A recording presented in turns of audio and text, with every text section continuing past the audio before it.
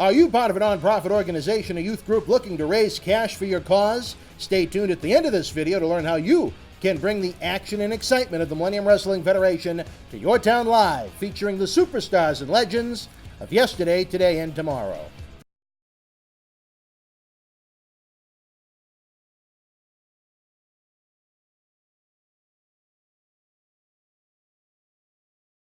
Irresistible force meeting the immovable object. We're friends, Andre, please. Maybe you'll believe this, Hogan. You will never, ever see it again. Austin face to face with McMahon. Nobody tells Stone Cold Steve Austin what to do or when to do it. And that's the bottom line. Neither of these superstars is leaving this match without a few scars. The story will end with me becoming the Universal Champion. I don't think I've ever seen two more evenly matched competitors in my life. WWE's Greatest Rivalries, available online or wherever books are sold. Cheer! Why, hello! I would ask what was on your mind, but I already know. You want to know what has got my beard looking oh so majestic. And I'll tell you, it's sexy as hell beard care. Coconut oil, vitamin E oil, almond oil, both sweet and bitter, shea butter, it's all natural. Yes, JTG has actually come out with a high quality product. So support your boy by going to sahbeardcare.com and take one step closer to becoming sexy as hell. Cheer. Ooh, cheer. You know? This is Mick Foley. This is Harley Race. This is Shelton Benjamin. This is Mr. Wonderful Paul Orndorff. This is the Monster Abyss. And this is Daniel Bryan. This is JBL, and you're watching the MWF. Be there live.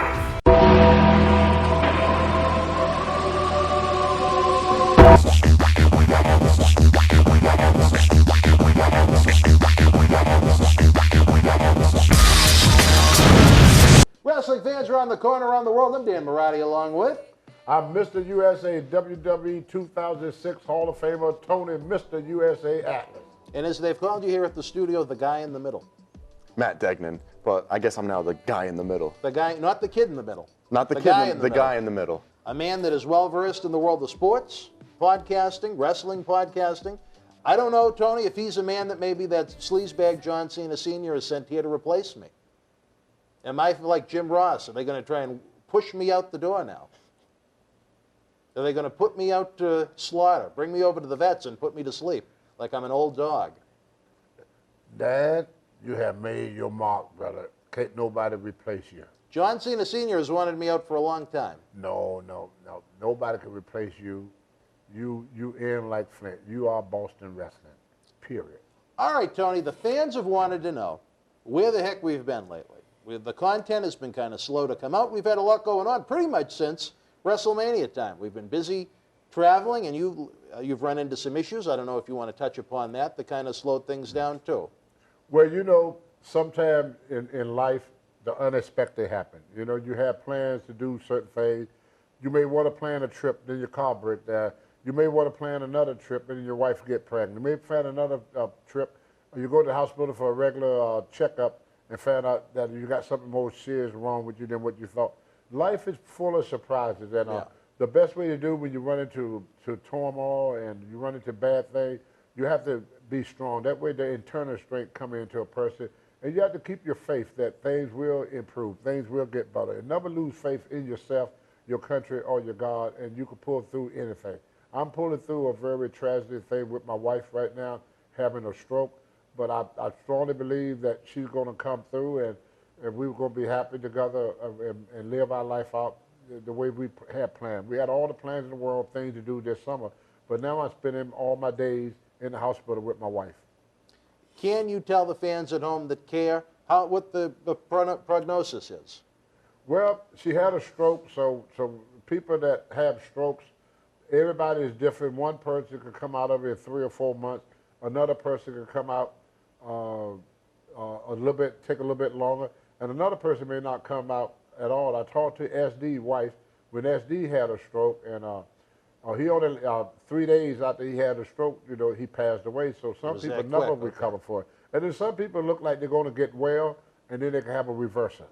So I'm praying for her to get out, and I'm hoping that it don't go back on her because.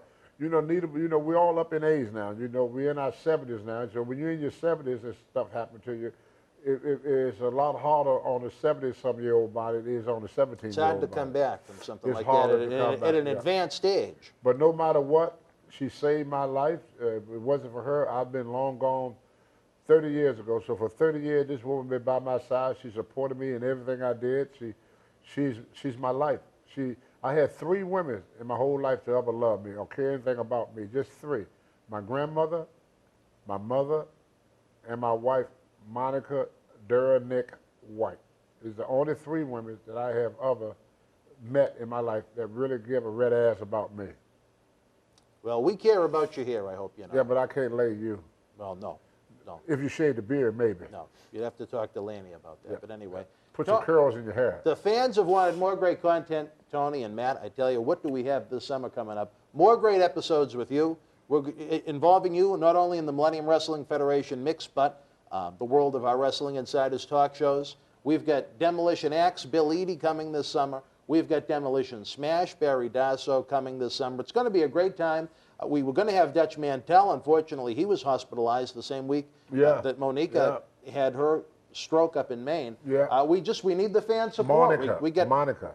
You told me one time it was Monica. No, Monica. Monica. She's German. I understand Monique that. I know French. she's German. Monique is French. French, yeah. So Monica. So would I have insulted her if I went and visited her and called her Monica? Yeah. Well, you'll have to verse me if I ever do make it up. She's feisty. She would jump up at 77. She'd jump up and grab you by the throat and choke slam you. Well, I'm looking forward to meeting her someday. We've spoken on the phone before, and she's a very nice lady, and we wish her well. We want to get her. She reminded me of Mae Young. I was on the bus with Mae Young, and Mark Henry said, tell Mae to move, because Mae was standing there talking to the driver. Yeah. And then so I was stupid enough to do what Mark Henry tell me to do. I said, Mae, come on, we want to get off the bus. She said, shut the fuck up before I drop kick you. Well, there you go. We want to keep Tony working. We want to keep him local so he can get back and forth from the Boston area to Maine. Anytime we can get him into the studio, it's a lot of fun. We have the online campaign going. We have the new Patreon we're trying to launch with all the great content. We've got eBay, we got merchandise galore, and now we got Matt. I mean, what do you think of this world you've been immersed in? Literally, you didn't even have a chance to take your backpack off before we threw you into the fire with scripts and notes. Yeah, I just took my backpack off and looked at this, and I already see my name on it, which is good. Thrown right into the fire, which I like. We didn't bring you here to watch. Oh, yeah. You like the action. I like the action. I love being in front of the camera with the mic on me, everything. Talking sports and wrestling with you guys. What have you been, you told me that you have been sniffing around the world of ESPN. What's that all about? ESPN internship, I do stats and analytics, but I also do my own reporting as well. So I write articles, not only just do stats and analytics with numbers. So I'm not just a number freak, as people say. No, you're not a number freak. Tony, I tell you, we got someone with maybe more personality than me now.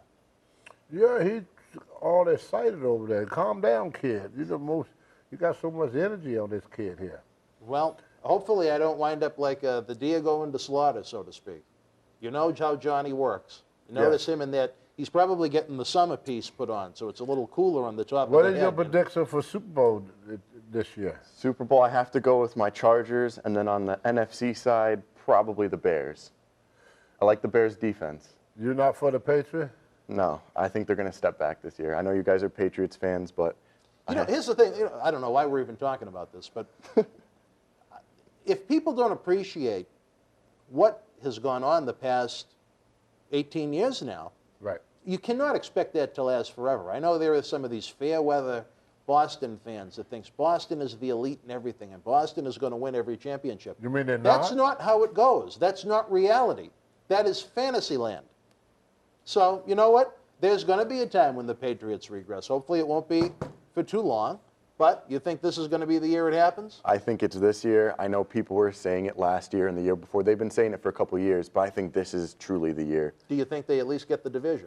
Oh, look who they're in the division with: the Jets, the Dolphins, and the Bills. Well, at least hopefully we'll have at least one playoff game in Foxborough, but we'll see and go from there. All right, we got to get back to the wrestling world. We got a lot of great stuff coming up. Never mind, Tony. We've been talking a lot about it. Those MWF live events. We're getting itchy. We're getting itchy. It's time to scratch the itch, baby. I have heard rumors that maybe you may want to step into the squared circle again here in the Well, MWF. I would. See, I came up, and I talked to a lot of people, over the age of 40. It's a lot of people. Yeah, over the age of 40. And everybody I talked to over the age of 40, they all would tell me the same thing. No bad-mouthing McMahon or Stephanie, the product that they put out. But the people always tell me, I like it the way it used to be. They didn't want all the talking. They did not want wrestling to become a male soap opera. Yeah. They want to see more fighting. action. Yeah, they want to see more action. They wanted to see anger. We used to do interviews, but the interview wasn't like when you watch Monday Night Raw, you have to watch for 30, almost 40 minutes before you see a match. Yeah, before you see the match. And you awake? People want action.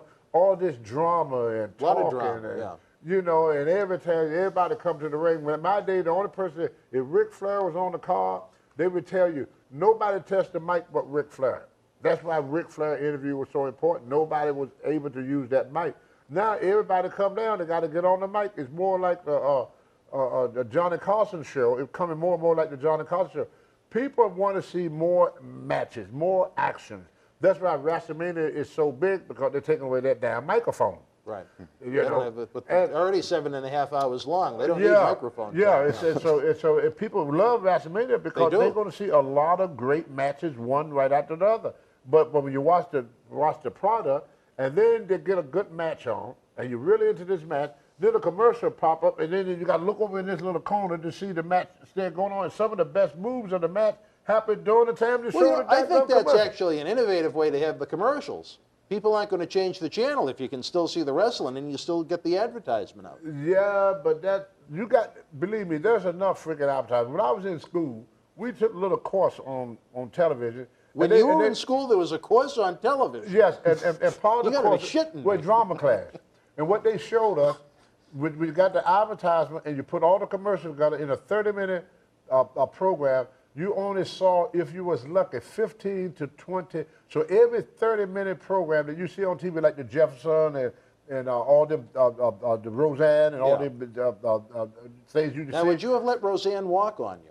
Oh, yeah. You would have. Hey, why not? A little hefty, but you wouldn't. Right? Well, you had the chest. You could have taken Roseanne's feet. Why not? Yeah, she got to enjoy herself. Have you ever seen Tony's feet videos? No, I have not. Are you familiar with Tony's love of shoes and abuse? No, I don't. You really have to get caught up on things then. He always getting on me for talking about something other than wrestling, but he want to do that too. You see what I'm saying? He's one of them that Democrats. I'm an independent. Oh no, independent. Proud independent. Independent is nothing but a disappointed Republican. Is that what I? All right. Yeah, you're a disappointed Republican. All right, I have no idea. Like many of our shows, Tony, we really get off topic. We just wanted to check in with you guys, tell you that we're alive and well. We got some issues going on. We have live wrestling coming your way. More great Memories and Legends episodes every WWE pay-per-view weekend, plus these random Wrestling Insider episodes we do. We got new talent. We have new legends that are coming in. It's a great time to be with us. Yeah, and what you just got to talking to what we're going to show them is not a whole lot of microphone talk. Right. If you want the guy to be on the microphone all day long, we could have a Q&A. Right. But if there's not, with that bell ring, people want to see matches. They don't want to see somebody walk down and stand in the ring talking for 15, 20 minutes, because we all know in an hour program, the program itself is only 35 minutes. So you already got 25 minutes of commercials. In a 30-minute program, the program itself is only 15 to 20 minutes if you're lucky. Yeah. So you got 10 or 15 minutes of commercial. Yeah. Now, in today's time, you look at a program on TV, like I like watching The View. They say you watch The View? Oh, I love The View. Would you let Whoopi Goldberg walk on you? Not Whoopi. No. Who on The View would you let walk on you? Who's got the best feet? Well, the best shoes, I should What's say. her name? She's gorgeous. Yeah. And she's intelligent. She sure is. And I voted for her dad, McCain. You'd let her walk on you? Yeah, I voted for her father against Obama. Did you? Yes, because I figured during wartime we need somebody to know something about war, not somebody that was a community organizer. What about her shoes? Do you like the fact that you take her whole body weight and walk on you? It's not her shoes, it's just her. You like her? Well, look at her. Now, why would you let Roseanne walk on you? Roseanne, I thought she was a pretty nice looking lady during the Wait a minute. She wasn't bad. She wasn't too hard on her. Roseanne Barr? She wasn't that bad. Roseanne Arnold? Yeah, but look at half of America look like her. Well, come I'm on, not going to debate we that. ain't got all these body beautifuls running around here no more. I mean, you got to look at it. Over 30% of teenagers is already diabetic. Americans are the fattest people on earth. You don't. Hey, you know, Roseanne was a trendsetter. Diet programs, not go these programs, go on this diet, go on this diet. I was in Africa. Ain't nobody on no damn diet. Yeah.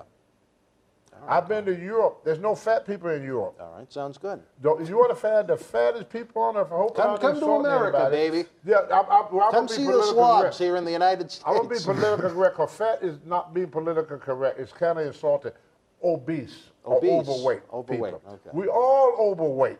Think about it. We go to school. Sorry. We used to have one chubby kid in school. One chubby kid in school. Everybody picked on him because he was chubby. You look at old pictures. You don't see all them heavy people. No. You look at now. You have to find the kid in school that where I grew up, we see a 6-year-old with love handlers. Yeah. Now they all got a little pot belly. They all look like little gumballs running around. It's like when Quincy comes down. He's telling me as a newt. It almost looks like a kangaroo pouch. You don't have all these in shape people. I work in a gym. And Roseanne was the trendsetter. Yeah, for the obesity in America. In my area, there's over there are over 50,000 people in my area. We only got maybe 500 mamas in every gym, out of 50,000 people. You may get 500 people in that whole area that cares a red ass about the way they look on every. I go to Old Orchard Beach, up in Maine. It feel like I'm walking around with water issues there. And then women walk around with them shorts on. And they ride up Daisy on their butt. Dukes. Yeah, You don't like the Daisy Dukes. The baby suit raised up on their back. Yeah. You see all that cellulite on the back of the leg. Everything is shaking and everything. My goodness sake. Now, you don't like a big I don't behind. like nothing look like It's that. a bad visual right there. Oh, no. Who the hell want to look at that? And they try to show it to you. They think they look good. Now, you've got me curious, Tony. Before we go, why would you not let Whoopi Goldberg walk on you? Is there a reason? Whoopi is she's a African-American icon. Yeah. She's someone that really needs to be respected for her intelligence, her hard work, and her contribution not only to the African-American neighborhood, but also to humanity as a whole. She got a heart of gold. She's very, very intelligent. She speaks a man. She reminds me a whole lot of my mother and old America. She got an old American way of thinking. So you have too much respect for Whoopi for somebody let like her that. be part of your shoe fetish. I respect the other girl too, but when it comes to Whoopi is in a class. She's in a class by herself. The hell with the McCains. Yeah. It's Whoopi we respect. Yeah. No, I respect McCain too, but you'd let her walk on you. Yeah, I'm in the dark on this one. Yeah. I don't know what I don't know what the. I'm gonna have to show you some. Tony likes to be abused by women. I'll be all over this once we're done. Shoes, yes. not feet. They have to have the shoe on the foot. Okay. Is that the best way to describe it? When God created woman, He put woman here as man, helper, and partner in life. Yeah. To be respected. Woman is God's gift to man. She should be treated as a gift. She shouldn't be beaten on. She shouldn't be hollered at. She shouldn't be screamed at.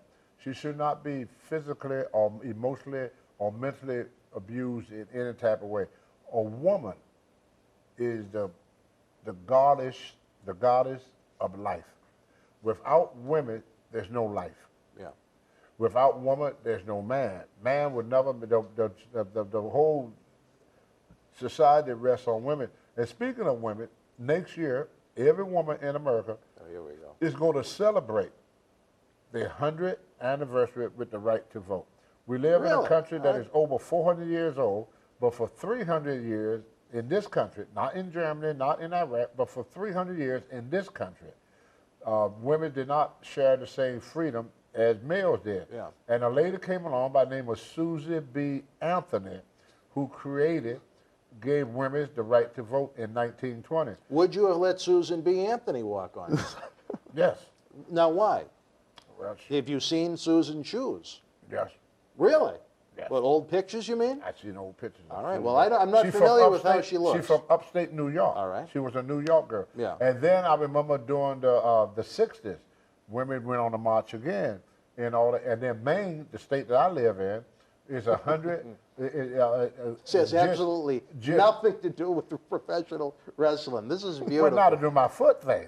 I know, but they kept coming up every Talk about 5 minutes. off the track. Yeah, I don't even know why we had this. Every 5 minutes, bring up the foot Susan thing. B. Anthony. Yeah, I mean, it's a foot with this, with everything. But you know, women are just now, President Obama took a sign in 2008, the Let Let Belly Act, and that act stated the Let It Let Belly. It's the name of the lady. His name. What? Say that 5 times fast. Yeah, everybody know but you that. Belly. Okay, yeah, everybody know about this, but you that. All right, I'll Google But anyway, what it was for is that women get equal pay as men, and that was in 2008. Do you agree with that? I think a person should get paid according to their worth. Yes, I don't think that gender or nationality should have anything. A person should get paid according to his experience and his contribution to his job. If you do the same work, put in the same hours, and got the same contribution as another person, you know, Thunderbolt Powers, getting back to wrestling, that was his biggest beef, and that what got Tony Atlas in trouble too. I remember a story. I'm not knocking him. Paul Bosch, the promoter of Houston. The promoter of Houston. He booked me and Harley Race in a title match. Yeah. And it was the first time in many, many years that the Houston Coliseum sold completely out. So Paul Bosch paid me the same amount of money he paid Harley Race. You got the main event payoff. Right. Harley Race went to Paul Bosch and told Paul Bosch that he's the world champion, that he should always get more than the other person. Paul Bosch told Harley Race, said, if it wasn't for Tony Atlas, you would have not had the payday you got. So he deserved the same amount of money you did. So anyway, they went and complained to Jim Barnett, who I was working for at the time in Georgia Championship Wrestling. He was the booker of the NWA champion, I believe, at that point. Told Paul Bosch, if you're going to pay Tony that much money, I'm not going to let him come down there no more. Wow. So I know about equal pay. Thunderbolt Patterson would wrestle against Dusty Rhodes or somebody and be the main event in the Omni. Dusty Rhodes would get $1,500. Thunderbolt Patterson would get $500. And when Thunderbolt went and complained about the difference, in fact, Ronnie Piper written in his book. Who? Ronnie Piper. Ronnie Piper. Ronnie Piper. He written in his book about me where when the company first came, y'all can laugh at me, it's okay. You know, have fun at someone else's expense. But anyway, he wrote in his book about Vince had a meeting. Yeah. And in the meeting, I asked, how come the houses are going up everywhere? This is when Hogan first got the belt off the sheet. So the houses went. Now, this is, just so the fans know, this is a big talent meeting with Vince McMahon. With Vince McMahon, Everybody's in the room probably, before a TV taping? Right. So go from there. So just so the people understand. The same night, he announced Pat Patterson as the new booker. So it was the same night that Pat got hired to booker. So he said, did anybody got any question? Well, S.D. Jones, a very good friend of mine, he was trying to say, boss man, don't say nothing. Boss man, don't say nothing. He kept telling me not to say it. Well, that's me. I have to say something. So I said, Vince, how come when the housing was half full, we getting the same money now that the houses are selling out as it did when it wasn't selling out? We're getting the same money. Yeah. The house is going up. Going up. But not our pay. Down. So I asked that question. And Vince said, well, we changed it over to a new company. It's no longer the WWF. It's going to be the WWF. And under the new policies, you guys will get a raise. Where Piper also put in his book, I bring it next time so you can read it to the fan himself. He also put in the book and said, the bodybuilder, I don't know why Piper always considered me as a bodybuilder. He said the bodybuilder, Tony Atlas, spoke up for the wrestlers. We all got more money in our envelope, but Tony lost his job doing it. I spoke up for the guys, and everybody got paid more money but me. And I want to thank Piper, wherever he at right now. God bless him. Well, thank you, Piper, because he mentioned that story. He never forgot that story. I remember reading it in the book. Yep. Yeah. He never forgot that story. He told that story in the book about how I spoke up for the wrestlers, and it's kind of like the Bruiser Brody incident up until Vice TV that put out the truth. I got criticized a lot over not going to the trial, but now that people know, I found out about the trial when it was over with. Dutch Mantell found out about the trial when it was over with. And they didn't realize that during that time, Puerto Rico was really, really controlled by Capital Sport Promotion. They ruled that island. They ruled the police department. Yep. They ruled the story never got told. Well, we're going to actually have a little follow-up to our Brody episode coming on the anniversary of his death in July. Right. So I think the fans will really like that. Yeah. They had a lot of. I took the questions and the feedback from our first episode, and I know you like to get the fan feedback. So Matt and I are going to try and let you know what the fans thought. I think that's going to make for an interesting episode. But as we're running out of time here, Tony, I have to ask, when Pat Patterson was introduced as the new booker at this talent meeting, was it a good night for Steve Lombardi? I hear rumors, but I can't speak on I'd like to speak on things that I had some type of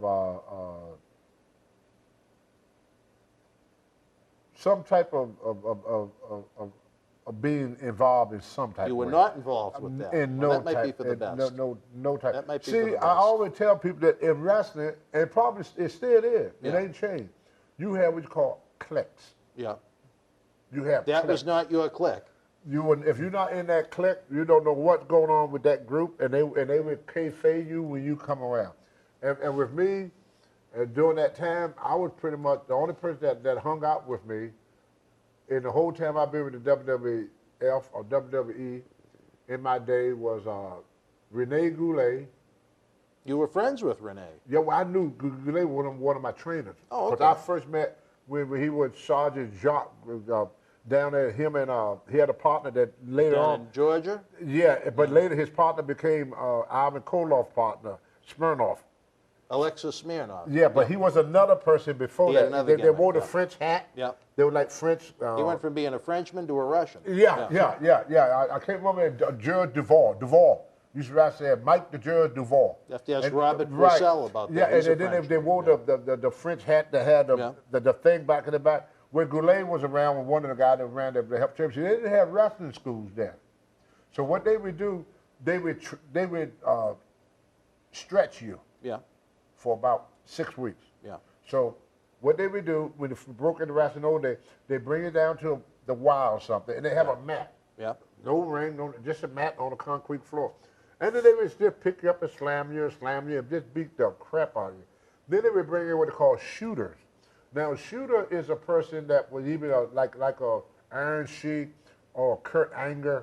You know, these guys was master at the sport of wrestling. Right. You know, like if you wrestle Kurt Angle, even though he's an old man and have a lot of injuries, he could hook you. Yeah, he could hook you, and guys like Carl Gotch, who was 50-some years old, but could whoop anybody.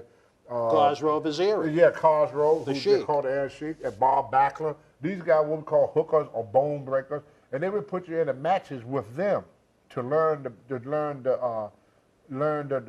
trick of the trade. But you did not know what wrestling was all about. I wrestled for over 6 or 8 weeks before I found out it was a work. They wouldn't tell you right away. Now guys know it's a work before they get in the ring. Yeah. They wanted to put me in and I wrote this in my book, they want to put me in the ring to become a champion. They're going to put the belt on me. Yeah. But then Paul Jones, who was a very popular wrestler along with Wahoo McDaniels and Rufus R. Jones in the Mid-Atlantic, they said, well, we know he can lift weights, and we know he's got a great amateur background, but how would he do in a street fight? Do we know if he could street fight? So, Sweet Helson said, well, I got out there. He had a bar that they just called the Ringside in Charlotte, North Carolina. And when I walked in, they had a Confederate flag on one side. They had a Stonewall Jackson over here, and they had whoever and Robert E. Lee on this side. So I knew where I was at, you know. And it was an old biker bar, so I walked in and had a little strip thing with a little table with a girl stripping and everything.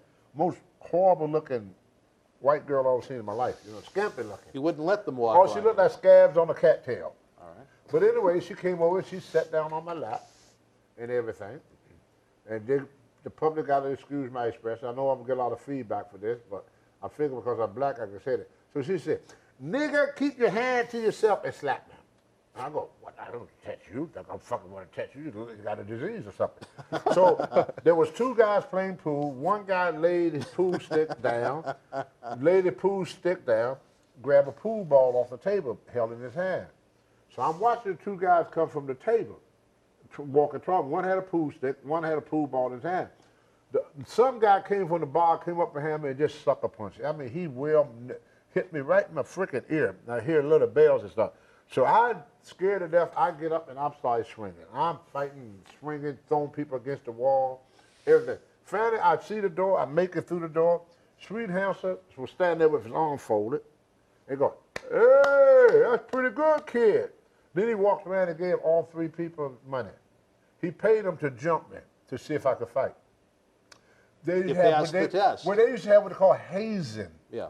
That's why so many people got so pissed off when Hogan got the belt, because they figured that in his short term, that he had not earned he didn't earn the spot. The respect of the boys first. There you go. He couldn't. He wasn't a hooker. Right. See, a wrestler, another man putting over somebody that they know could beat them anyway. Yeah. I mean, you know, it's very hard to lay down for a person that you know you can mop up the floor with. Like, I give Mark Henry a lot of credit. There's no freaking, and Big Show, there's no freaking way in the world that Vince could have walked up to Andre the Giant and say, "Andre, why want you to put over Law Littlebrook?" Like he asked Mark Henry to do with Hornswoggle. Yeah. Like he had Big Show to do with Stone Cold. If Stone Cold had faced Andre and Vince told him to put Stone Cold Steve Austin over, Andre would have picked up Stone Cold, threw him in the freaking third row.